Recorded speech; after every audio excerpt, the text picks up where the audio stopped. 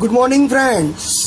આપણે ધોરણ 9ની અંદર ગણિતમાં 5મું પ્રકરણ શરૂ કરીએ છીએ.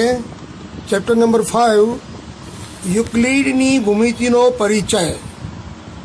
યુક્લિડની ભૂમિતિનો પરિચય આપણે શરૂ કરીએ.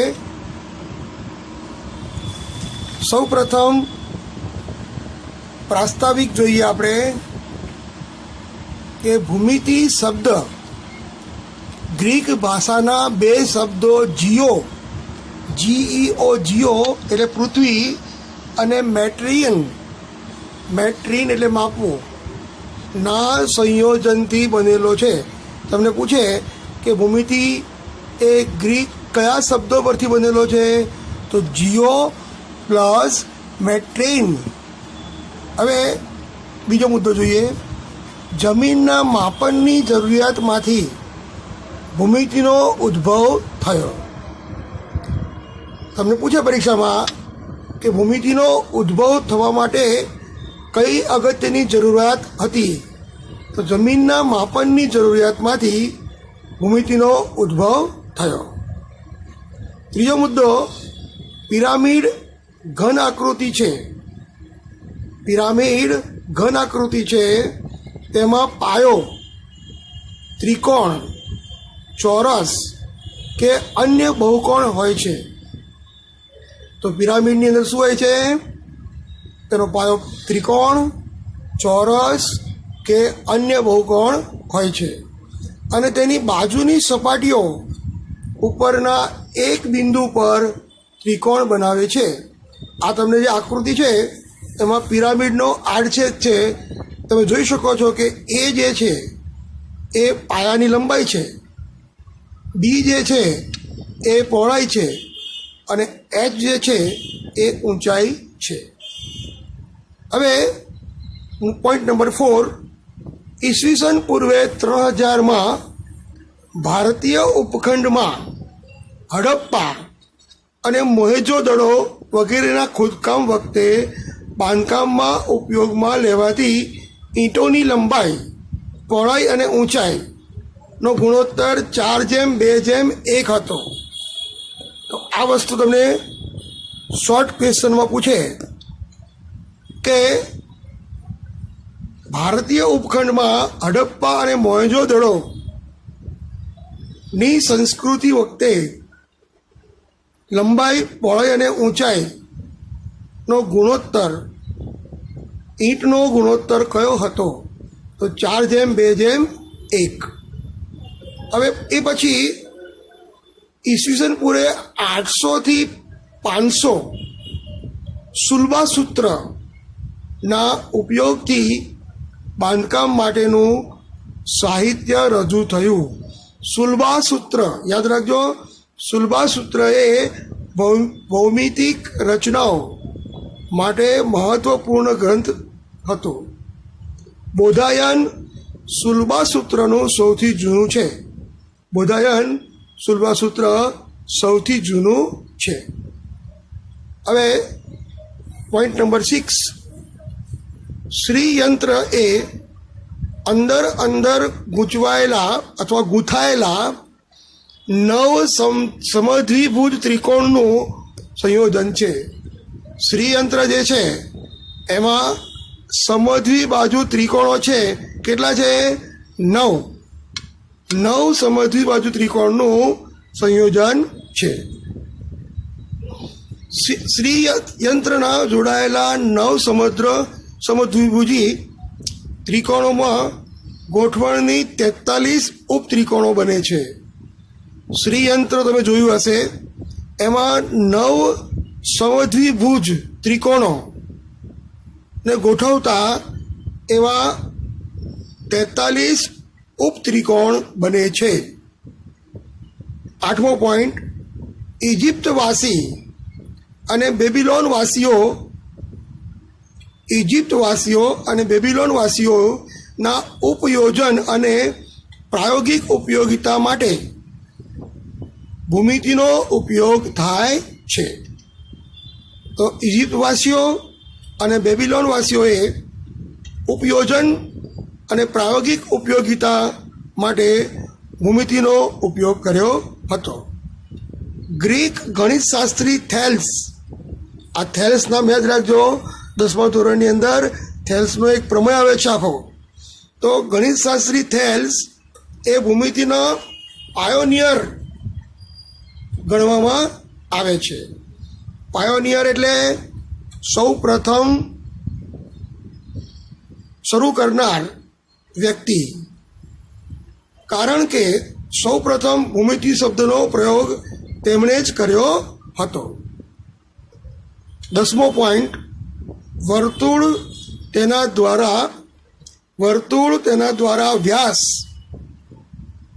વ્યાસ દ્વારા બે સરખા ભાગોમાં વહેંચાય છે. તમે વર્તુળ જુઓ તો એની અંદર વર્તુળમાં જે વ્યાસ છે એ વ્યાસ દ્વારા બે ભાગોમાં વહેંચાય છે. આ સૌ પ્રથમ સાબિતી ગ્રીક ગણિતશાસ્ત્રી થેલ્સે આપી હતી. મિત્રો, પોઈન્ટ નંબર 11, પાયથાગોરસ એ થેલ્સનો સૌથી ખ્યાતનામ વિદ્યાર્થી હતો. પાયથાગોરસ નામનો ગણિતશાસ્ત્રી એ થેલ્સનો વિદ્યાર્થી હતો. આ યાદ રાખવાનું છે, પરીક્ષામાં પૂછાય છે કે પાયથાગોરસના ગુરુ કોણ હતા, અથવા તો થેલ્સનો શિષ્ય કયા મહાન ગણિતશાસ્ત્રી હતા. તો તમારે યાદ રાખવાનું છે કે થેલ્સ એ પાયથાગોરસના ગુરુ હતા. પોઈન્ટ નંબર 12, યુક્લિડ નામનો ગણિતશાસ્ત્રી ઇજિપ્તમાં એલેક્ઝાન્ડ્રિયાની શાખા ગણિત શિક્ષક યુક્લિડ નામનો ગણિતશાસ્ત્રી ઇજિપ્તમાં એલેક્ઝાન્ડ્રિયાની શાખામાં ગણિત શિક્ષક હતા. યુક્લિડે તે સમય સુધી જાણીતા ગણિતના બધા જ જ્ઞાનને એકત્રિત કર્યું. તો યુક્લિડે એમણે પોતાનો ગ્રંથ બહાર પાડ્યો. યુક્લિડે ગણિતના જ્ઞાનને એલિમેન્ટ્સ નામના પ્રસિદ્ધ ગ્રંથમાં રૂપમાં વ્યવસ્થિત રજૂ કર્યો. આ જે એલિમેન્ટ પુસ્તક છે એમાં 13 પ્રકરણો આવેલા છે. તો યુક્લિડની વ્યાખ્યાઓ, પ્રમેયો અને પૂર્વધારણાઓ આપણે જોઈએ.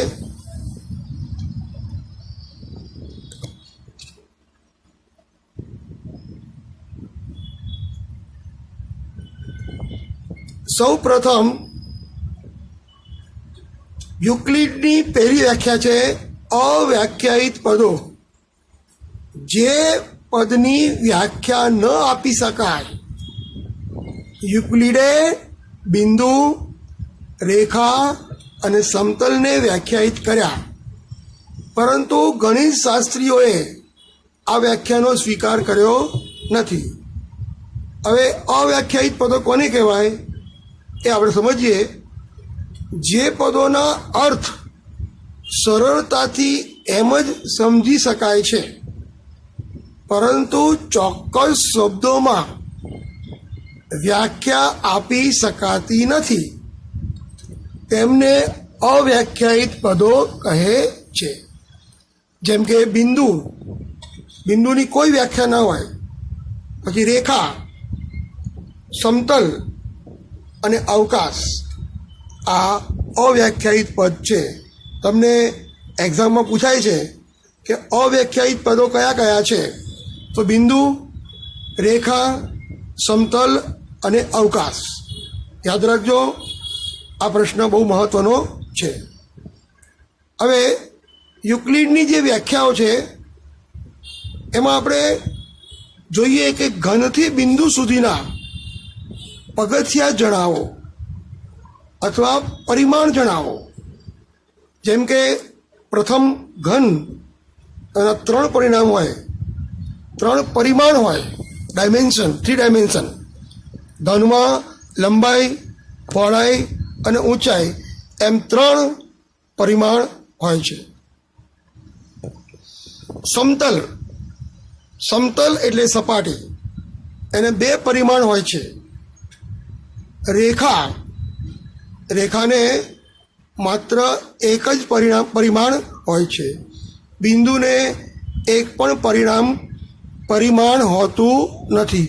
પરિમાણ એટલે ડાયમેન્શન, એટલે કે ઘન માટે 3 ડાયમેન્શન, સપાટી માટે 2 ડાયમેન્શન, રેખા માટે 1 ડાયમેન્શન, બિંદુ માટે 0 ડાયમેન્શન વપરાય છે. તો યુક્લિડે આ અગત્યની વાત આપણને કરી. યુક્લિડે સમતલ રેખા બિંદુને અવ્યાખ્યાયિત કર્યા છે. આની સ્પષ્ટીકરણની શરૂઆત એલિમેન્ટ્સ નામના પુસ્તકમાં આપી છે, જેમાં પુસ્તક નંબર 1માં 23 વ્યાખ્યાઓ આપી છે. આ 23 વ્યાખ્યાઓ એ બહુ મહત્વની છે. પ્રથમ આપણે લઈએ યુક્લિડની વ્યાખ્યાઓ. યુક્લિડની વ્યાખ્યાઓમાં પહેલો પોઈન્ટ, બિંદુ કે જેને કોઈ પરિમાણ નથી અથવા બિંદુને કોઈ ભાગ નથી. રેખા એ પહોળાઈ વગરની લંબાઈ છે. રેખા એ પહોળાઈ વગરની લંબાઈ છે. રેખાના અંતમાં બિંદુઓ હોય છે. પોઈન્ટ નંબર 4, રેખા એ છે કે જેના પર બિંદુઓ બંધ બેસતા આવેલા હોય છે. પોઈન્ટ નંબર 5, સપાટીઓ એ છે કે જેને લંબાઈ અને પહોળાઈ હોય છે. પોઈન્ટ નંબર 5, સપાટીની ધાર રેખાઓ છે. સપાટીની ધાર રેખાઓ છે. જેના પર રેખાઓ બંધ બેસતી આવેલી હોય એવી સપાટી એટલે સમતલીય સપાટી. જેના પર રેખાઓ બંધ બેસતી આવેલી હોય એવી સપાટી એટલે સમતલીય સપાટી. મિત્રો, તમે જોયું કે આ વાત છે અવ્યાખ્યાયિત પદોની. હવે બીજું ચોથો પોઈન્ટ છે પદ એટલે શું, તેના પ્રકાર જણાવો. પદ એને ઇંગ્લિશમાં આપણે કહીએ છીએ ટર્મ, TERM, ટર્મ. ચોક્કસ અર્થ ધરાવતા શબ્દને પદ કહે છે. દાખલા તરીકે -3 છે એ ઋણ સંખ્યા છે. ધારો કે એક શબ્દ લઈએ ઘટપબત, આ શબ્દનો કોઈ અર્થ નથી, એટલે આને પદ કહેવાય નહીં. તો તમે જોયું કે વ્યાખ્યાયિત પદ જે પદોના અર્થ સ્પષ્ટ કરવા માટે વ્યાખ્યા આપી શકાય છે તેમને વ્યાખ્યાયિત પદ કહે છે. દાખલા તરીકે રેખાખંડ, કિરણ અને ખૂણો. એ જ રીતે અવ્યાખ્યાયિત પદ, જે પદોનો અર્થ સરળતાથી વ્યાખ્યા આપ્યા વગર સમજી શકાય છે તેને અવ્યાખ્યાયિત પદ કહે છે. જેમ કે બિંદુ, રેખા, સમતલ અને અવકાશ. મિત્રો, હવે નવો મુદ્દો લઈશું આપણે. એમાં સ્વયંસિદ્ધ સત્યો અને પૂર્વ ધારણાઓ બંને વચ્ચેનો તફાવત. સ્વયંસિદ્ધ સત્યો, જેને આપણે પૂર્વ ધારણા, એ સ્વયંસિદ્ધ જે એલિમેન્ટ્સ છે કે જે સત્યો છે એના માટેની સાબિતીની જરૂર હોતી નથી. જોઈએ આપણે સૌ પ્રથમ મુદ્દો લઈએ કે સામાન્ય સત્યોને હંમેશા સ્વયં સિદ્ધ સત્યો કહે છે. જ્યારે સ્વયંસિદ્ધ વિધાનો કે જે કોઈ પણ પ્રકારની સાબિતી વગર સાચા છે તેમ સ્વીકારી લેવાય છે તેને પૂર્વધારણા કહે છે. જેમ કે બે બિંદુમાંથી એક અને માત્ર એક જ રેખા પસાર થાય તો આ પૂર્વધારણા કહેવાય. એના માટે સાબિતીની જરૂર નથી. પોઈન્ટ 2, યુક્લિડે કરેલા સ્વયંસિદ્ધ સત્યો અને શબ્દ પ્રયોગો માત્ર ભૂમિતિ સાથે જ જોડાયેલા નથી, પરંતુ સંપૂર્ણ ગણિત સાથે જોડાયેલા છે. તો જે યુક્લિડે આપણને સત્યો આપ્યા એ ભૂમિતિની સાથે સાથે બીજા ગણિતની શાખાઓમાં પણ એનો ઉપયોગ થાય છે. જ્યારે યુક્લિડ કરેલા પૂર્વધારણા શબ્દનો ઉપયોગ માત્ર ને માત્ર ભૂમિતિ સાથે જ સંકળાયેલ છે.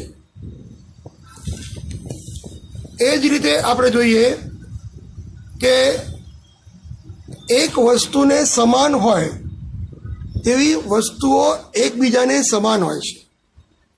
દાખલા તરીકે જો એક ત્રિકોણનું ક્ષેત્રફળ એક લંબચોરસના ક્ષેત્રફળની બરાબર હોય તો આ લંબચોરસનું ક્ષેત્રફળ કોઈ ચોરસના ક્ષેત્રફળની બરાબર હોય તો ત્રિકોણનું ક્ષેત્રફળ પણ ચોરસના ક્ષેત્રફળના બરાબર હોય છે. જેમ કે જુઓ, મેં તમને કીધું હમણાં જ કે આપણે આ ત્રિકોણ લઈએ, આ ત્રિકોણ છે, ત્રિકોણનું ક્ષેત્રફળ અને લંબચોરસનું ક્ષેત્રફળ જો સરખું હોય અને લંબચોરસનું ક્ષેત્રફળ ચોરસ જેટલું હોય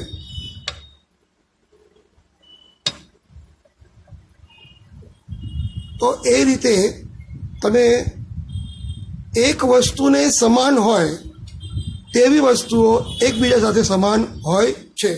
ત્રિકોણનું ક્ષેત્રફળ, લંબચોરસનું ક્ષેત્રફળ કે ચોરસનું ક્ષેત્રફળ સમાન હોઈ શકે છે. જ્યારે દરેક રેખાઓને ઓછામાં ઓછા બે ભિન્ન બિંદુઓ હોય છે. આ જે છે વિધાન એને પૂર્વધારણા કહેવામાં આવે છે.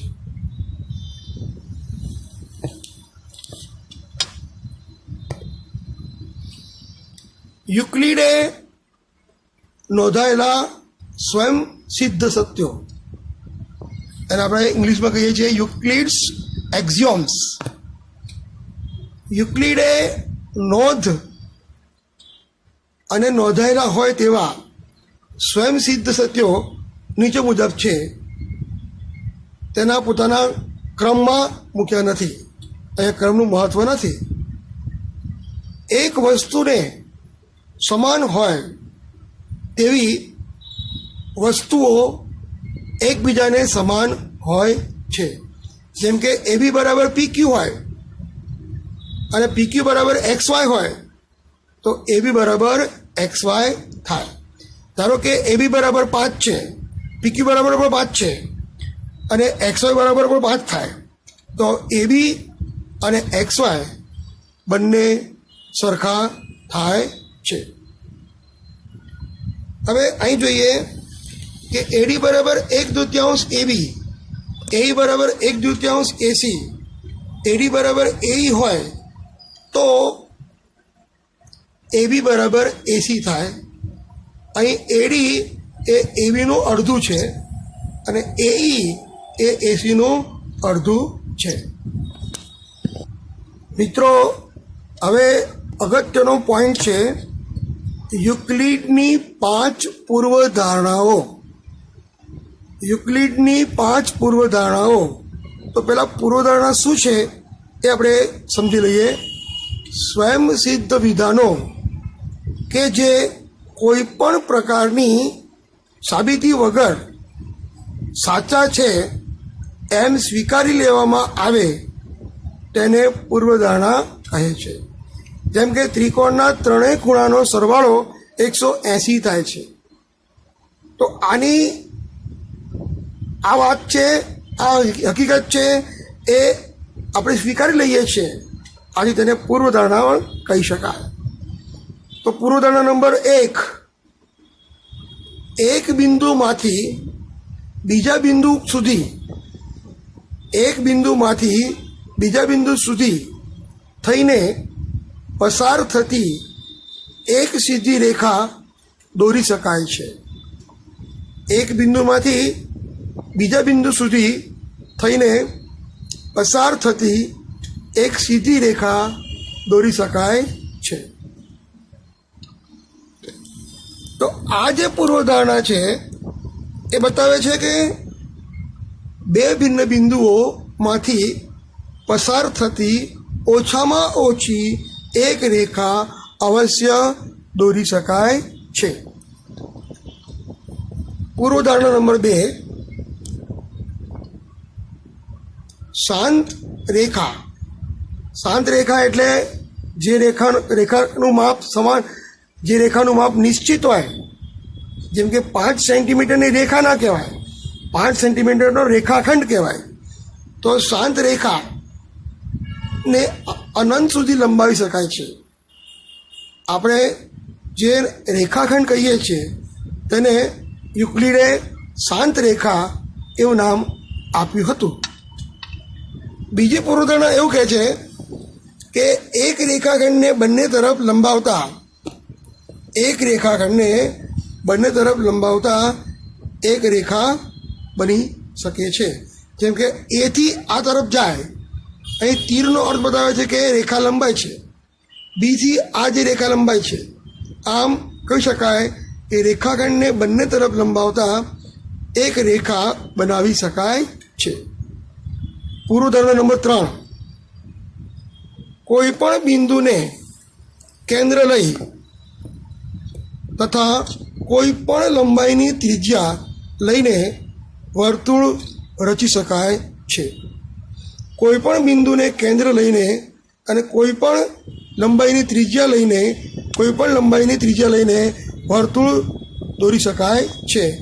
આ જે આકૃતિ છે તમે જોઈ શકો છો, એમાં આ જે કેન્દ્ર છે અને એ બિંદુ છે ઓ એ, ધારો કે આપણે એને ઓ નામ આપીએ તો ઓ એ રેખાખંડ એ ત્રિજ્યા બતાવે છે, એને સંકેતમાં આર તરીકે દર્શાવાય છે. પૂર્વધારણા નંબર 3, કોઈ પણ બિંદુને કેન્દ્ર લઈ તથા કોઈ પણ લંબાઈની ત્રિજ્યા લઈ વર્તુળ રચી શકાય છે. પૂર્વધારણા નંબર 4, બધા જ કાટખૂણા એકબીજાને સમાન હોય છે.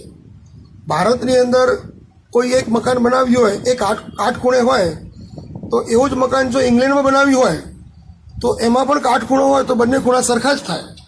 તો બધા જ કાટખૂણાઓ એકબીજાને સમાન હોય છે. પૂર્વધારણા નંબર 5, જો બે રેખાઓને કોઈ ત્રીજી રેખા છેદે, જો બે રેખાઓને કોઈ ત્રીજી રેખા છેદે અને આ રેખાની એક જ બાજુ તરફના બે અંતઃકોણોનો સરવાળો બે કાટખૂણા કરતાં ઓછો હોય તો પ્રથમ બે રેખાઓ આ ખૂણા તરફ અનંત સુધી લંબાવતા તે એકબીજાને છેદે છે. મિત્રો,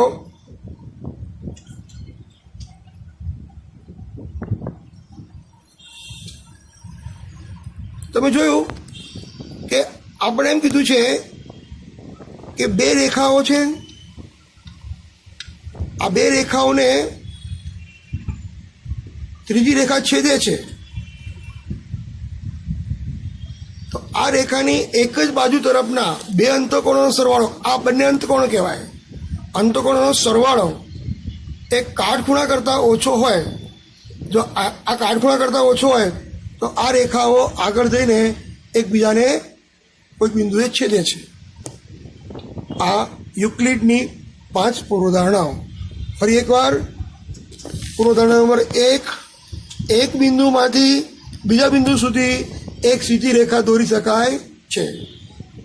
પૂર્વધારણા નંબર 2, શાંત રેખાઓને અનંત સુધી લંબાવી શકાય છે.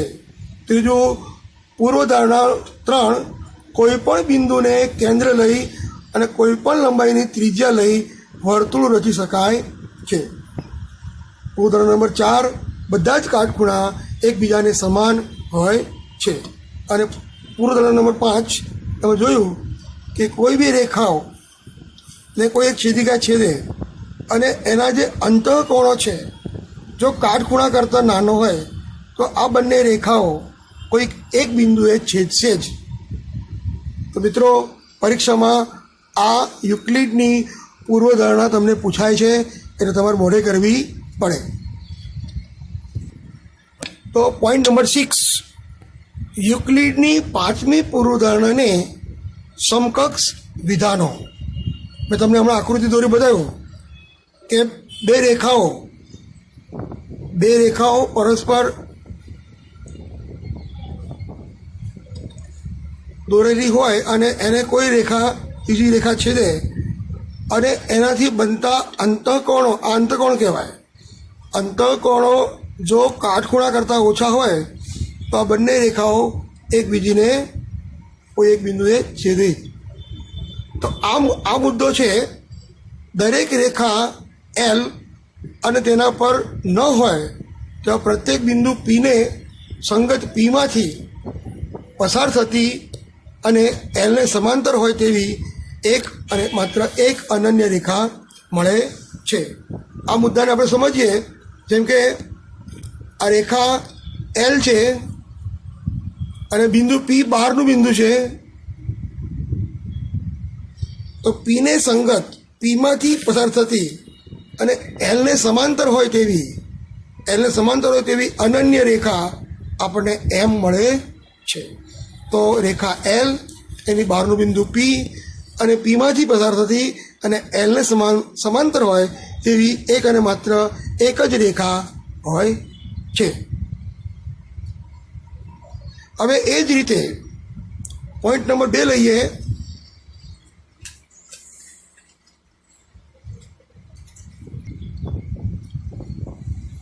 બે ભિન્ન અને એકબીજાને છેદતી રેખાઓ.